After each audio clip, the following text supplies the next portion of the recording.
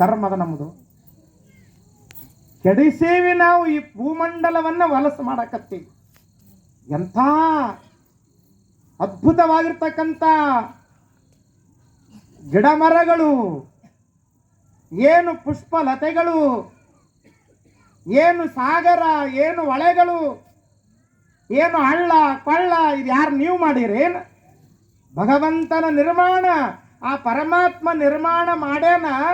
ನಾವು ಅದೆಲ್ಲವನ್ನ ನೋಡಿ ಆನಂದಿಸಬೇಕು, ಅದನ್ನು ಬಿಟ್ಟು ಕೆಡಸಾಕತ್ತೀವಿ. ಭಗವಂತನ ಮೇಲೆ ಪ್ರೇಮ ಇತ್ತಪ್ಪ ಅಂದ್ರ ನಮ್ಮ ಬದುಕು ಸ್ವಚ್ಛ. ಭಕ್ತಿ ಅಂದ್ರೆ ಏನಲ್ಲ, ಭಕ್ತಿ ಅಂದ್ರೆ ಪ್ರೇಮ. ಪರಮ ಪೂಜ್ಯರಾಗಿರ್ತಕ್ಕಂಥ ಅಲ್ಲಮ ಪ್ರಭುದೇವರ ತದನಂತರದಲ್ಲಿ ಈ ಕಾಯವನ್ನ ಬಹಳ ಜನ ಇದ್ದಾಗನೇ ಎಷ್ಟೋ ಮಂದಿ ಮಹಾತ್ಮರು ಸ್ವಾಮಿಗಳು ನನ್ನ ಗದ್ದಿಗೆ ಹಿಂಗಿರಬೇಕು ಅಂತ ಕಟ್ಟಿಸ್ಕೊಂಡಾರ, ಗುಡಿ ಕಟ್ಟಿಸ್ಕೊಂಡಾರ. ಆದರೆ ಗದ್ದಿಗೆ ಇಲ್ಲದ ಅಲ್ಲಮ ಪ್ರಭುದೇವರ ತದನಂತರದಲ್ಲಿ ಯಾವುದೇ ಜಡವಾಗಿರ್ತಕ್ಕಂಥ ಗದ್ದಿಗೆ ಇಲ್ಲದ ಇಡೀ ಜಗತ್ತಿನ ಜನಮಾನಸದ ಹೃದಯದ ಗದ್ದಿಗೆ ನೇರಿರ್ತಕ್ಕಂಥ ಈ ನೆಲದ ಪುಣ್ಯಾತ್ಮ ಯಾರಾದ್ರಿದ್ರೆ ಅದು ಜ್ಞಾನಯೋಗಿ ಸಿದ್ದೇಶ್ವರಪ್ಪಂಗಳವರು. ನಿಮ್ಮ ಹೃದಯ ಸಿಂಹಾಸನದ ಗದ್ದಿಗೆ ನೇರ. ಹೃದಯ ಸಿಂಹಾಸನದ ಗದ್ದಿಗೆ ಎಲ್ಲರಿಗೂ ಸಿಗೋಂಗಿಲ್ಲ. ಎಂಥ ಮಹಾತ್ಮರಿ ಜುಮ್ ಅಂತದವ್ರು ನೆನ್ಸ್ಕೊಂಡ್ರೆ ಅವರ ಸಾಮೀಪ್ಯದಲ್ಲಿ ಬದುಕಿದೀವಲ್ಲ. ನೀವ್ಯಾರು ಅಲ್ಲವ ಪ್ರಭುದೇವರನ್ನು ನೋಡಿಲ್ಲ, ನೀವ್ಯಾರು ತುಕಾರಾಮರನ್ನು ನೋಡಿಲ್ಲ, ನೀವ್ಯಾರು ಜ್ಞಾನೇಶ್ವರನ್ನು ನೋಡಿಲ್ಲ, ನೀವ್ಯಾರು ಅಕ್ಕ ಮಹಾದೇವಿಯನ್ನು ನೋಡಿಲ್ಲ. ಜಗತ್ತಿನ ತತ್ವಜ್ಞಾನಿ ಅರಿಸ್ಟಾಟಲ್, ಪ್ಲೇಟೋ, ಇವ್ರು ಯಾವ ಮಹಾತ್ಮರನ್ನು ನೋಡಿಲ್ಲ. ನೀವು ಸಿದ್ದೇಶ್ವರಪ್ಪಗಳವರು ನೋಡಿದ್ರ ಅಲ್ಲಮರನ್ನು ನೋಡಿದಂಗ, ಚನ್ನಬಸವಣ್ಣವ್ರು ನೋಡಿದಂಗ, ತುಕಾರಾಮರನ್ನು ನೋಡಿದಂಗ, ಬಸವಣ್ಣನವರು ನೋಡಿದಂಗ, ಜಗತ್ತಿನಲ್ಲಿರ್ತಕ್ಕಂಥ ಎಲ್ಲ ಮಹಿಮಾ ಪುರುಷರ ಒಂದು ಅದ್ಭುತವಾಗಿರ್ತಕ್ಕಂಥ ಚಿತ್ಕಳೆಯಾಗಿ 21ನೇ ಶತಮಾನದಲ್ಲಿ ಜನಿಸಿರ್ತಕ್ಕಂಥ ಮಹಾಯೋಗಿ ಸಿದ್ದೇಶ್ವರಪ್ಪಗಳವರು. ಅವರೆಲ್ಲರ ಮೂರ್ತ ಸ್ವರೂಪವೇ ಸಿದ್ದೇಶ್ವರಪ್ಪಗಳು. ಅದ್ಭುತವಾಗಿರ್ತಕ್ಕಂಥ ವ್ಯಕ್ತಿತ್ವ. ದೇವರ ಸತ್ಸ್ವರೂಪರೇ ಆಗಿರ್ತಕ್ಕಂಥ ಮಹಾನುಭಾವರು, ಭಗವಂತನ ಸ್ವರೂಪವೇ ಆಗಿರ್ತಕ್ಕಂಥವ್ರು. ಅದಕ್ಕಾಗಿ ಅವ್ರಿಗೆ ಏನಂತಿದ್ರು? ನಡೆದಾಡುವ ದೇವರು, ಮಾತನಾಡುವ ದೇವರು ಅಂತ ಕರಿತಿದ್ರು. ನಡೆದಾಡುವ, ಮಾತನಾಡುವ ದೇವರು. Talking temple, walking temple.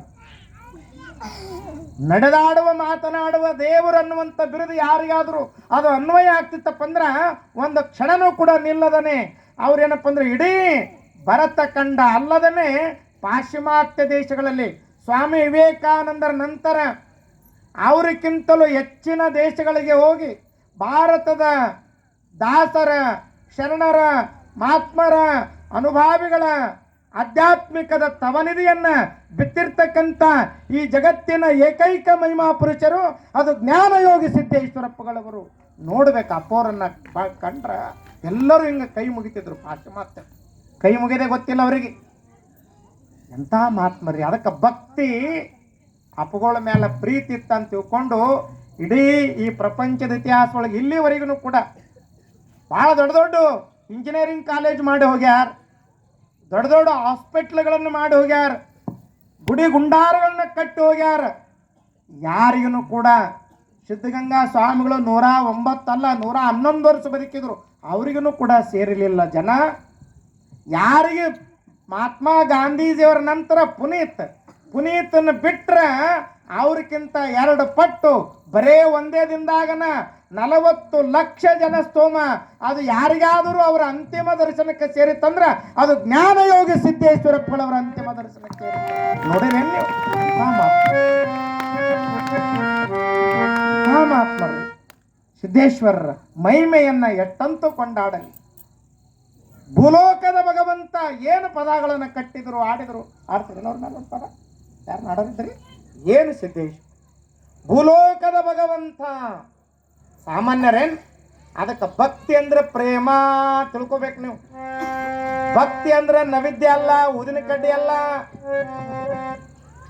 ಭಕ್ತಿ ಅಂದ್ರೆ ಊದಿನ ಕಡ್ಡಿ ಬೆಳಗೋದು. ನಿಮ್ಮ ಊದಿನ ಕಡ್ಡಿಗೆ ಕ್ಯಾನ್ಸರ್ ಬರ್ತದೆ ಗೊತ್ತಿರಲಿ ನಿಮಗೆ. ನಾನೊಬ್ಬ ನಿಸರ್ಗ ಚಿಕಿತ್ಸಾ ತಜ್ಞನಾಗಿ ಹೇಳಕತ್ತೇನೆ. ನೀವು ಬರೇ ಊದಿನ ಕಡೆ ಹತ್ಕೊಂಡು ಅದ್ರ ಕೂತ್ರೆ